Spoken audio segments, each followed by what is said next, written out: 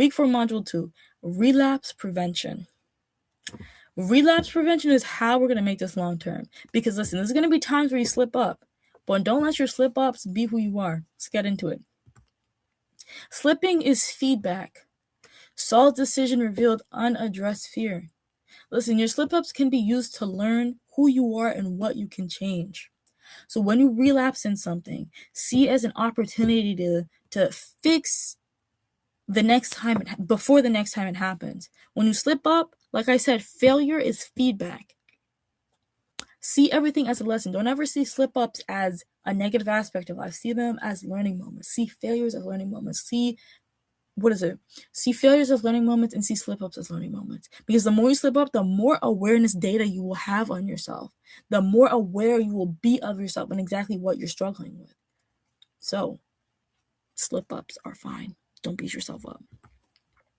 Now, here are some early warning signs to catch patterns early before they escalate. Isolation, harsh inner talk, and skipping routines. With the harsh inner talk, I want you to dig deep into this. When you start feeling yourself go into an area where you're continuously saying, basically speaking death over yourself, that's a warning sign.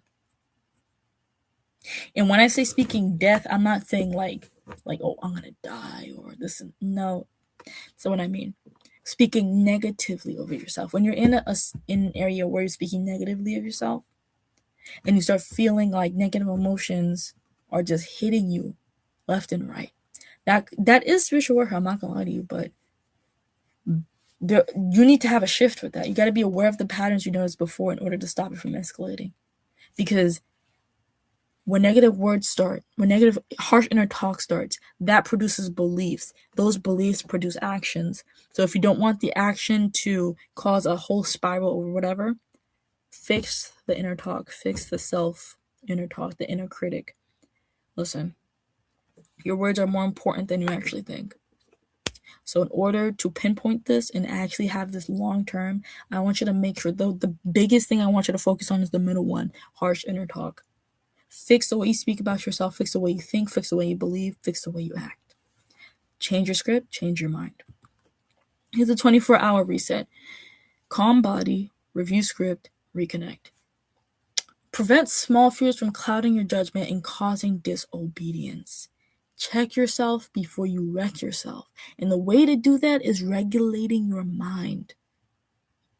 When you regulate your mind, when you're having a really big emotion, like either anxiety or fear or doubt, and you check yourself, like when you have a big emotion, those three emotions, you got to regulate how you're feeling. Regulate it before you wreck yourself. Because like emotions cause reactions. Calm your body, review your script, make sure you know what you basically reviewing your script, my friend. Focus on the script that you have, the Bible verse you have. Even I love it to make it a Bible verse. Make it a Bible verse. Focus on the Bible verse you have that you're going to use in order to contradict how you're feeling. Even what I want you to do is this. I want you to write down your emotions. I'm not sure this is in the workbook, but I hope it is. Write down your emotions, the specific emotions that you consistently feel, and then put a script that contradicts your emotions. The script will be your on clutch Bible verse, and try to memorize that Bible verse too, and then reconnect with the Lord. Honestly, reconnect, because that will cause you to not wreck yourself. Check yourself before you wreck yourself. The way to check yourself, your script. The way to check yourself, calm your body first. Check yourself before you wreck yourself. Remove shame quickly. Listen, shame prolongs spirals, because if you have a spiral that causes a negative reaction, don't feel shameful. Instead, ask yourself, what can I do to not let this happen again? This will take the weight off your shoulders and ease the feeling of guilt, and then you'll be able to go back to God with what you struggle with. By rephrasing the fear and shame to focus on growth instead, that is where the long-term improvement comes. Because the whole thing with this entire course is I want you to focus on growth. It's about growth, because growth comes where awareness is built. You can't grow without awareness, just like you can't be free without awareness. So when shame comes in, be aware of yourself. When shame comes in, don't immediately think the worst. Instead of going into negative thought spirals, go into the Word of God. Go into spending time with the Lord. Go into trusting God's promises, because that's where growth comes. So whenever you have shame, especially when you struggle with spirals, when you start having shame, I want you to remove the shame. I know it's hard. I know it's hard, bro. I know it's hard, but remove the shame by saying, what can I do to not let this happen again?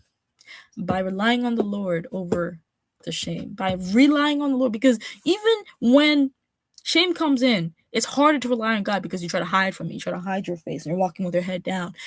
But the biggest way to make the spiral end just like that, go to God. Now here's a written plan. When I notice blank, I will do this. When you notice a spiral forming, you will be prepared. I want you to fill this in for yourself. When I notice blank, I will blank. Be prepared. I believe this is the last slide. Oh, yeah, we're on to the last slide. But preparation. Be prepared. When you notice something, be prepared for what you're going to do next. Now, for the reflection question is, what is my early warning sign? I want you to focus on what do you feel? Honestly, this is where the awareness comes in. What do you feel that you do that when, like, it's consistent, like how with the same emotion, same reaction? What emotion, what negative thought is an early warning sign that this will happen?